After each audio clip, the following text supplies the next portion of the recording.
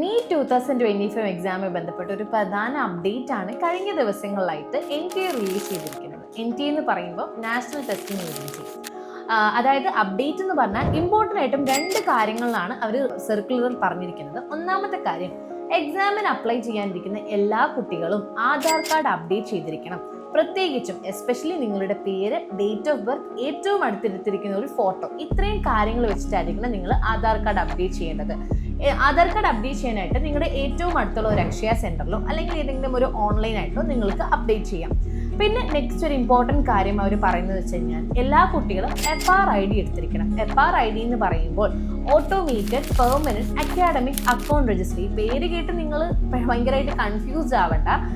കേന്ദ്ര സർക്കാർ മുഖേനയുള്ള ഡിജി ലോക്കർ എന്നുള്ള ഒരു ആപ്പ് വഴി നിങ്ങൾക്ക് ഈ ഒരു ID എടുക്കാവുന്നതാണ്.